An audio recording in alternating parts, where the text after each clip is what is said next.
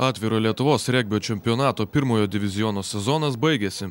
Kauno Dariaus ir Girėno stadione dėl antrosios vietos grūmėsi šeimininkai Ąžuolo regbininkai ir Lietuvos regbio sostinės Šiaulių Baltreks ekipa. Rezultatu 45-32 pergalę šventė svečiai. Rungtynių baigtis turnyrinės lentelės pozicijoms įtakos neturėjo, tačiau aikštėje virė įnirtinga kova. Pirmoje žaidimo pusėje į priekį įsiveržusius kauniečius pristabdė aršus Baltreks puolėjų prasiveržimai. Vis dėlto Ąžuolo regbininkai šiauliečiams neleido atsipūsti iki pat paskutinio teisėjo švilpuko. Tarp 10 sezone dalyvavusių komandų Ąžuolo ekipa užėmė 3. poziciją.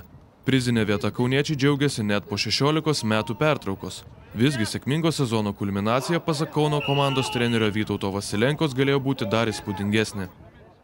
Paprasčiausiai pas mus žmonės yra dirbantis po 10-12 valandų dirba, treniruotis negali pilnavertiškai ir taip ir gaunasi, kad pabaigoje pritrūksta jėgų.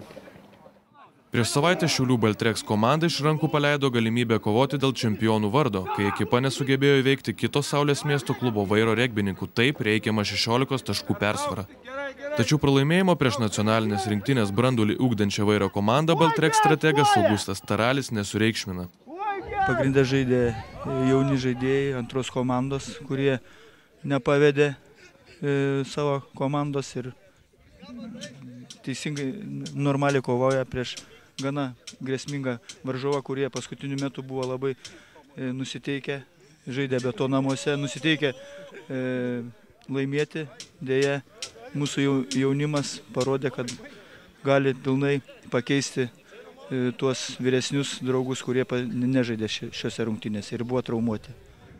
Savaitgalį kova vyko ir Šiauliuose. Ten čempionų vardus įtvirtino šeimininkų Vairo Jupojos komanda. Rezultatu 75-0 sutriuškinus Rygos Stats ekipą, galutinėje lentelėje užėmusią 4. vietą. Nors pirmosios grupės sezonas ir baigėsi, aistros regbio aikštynose net šals.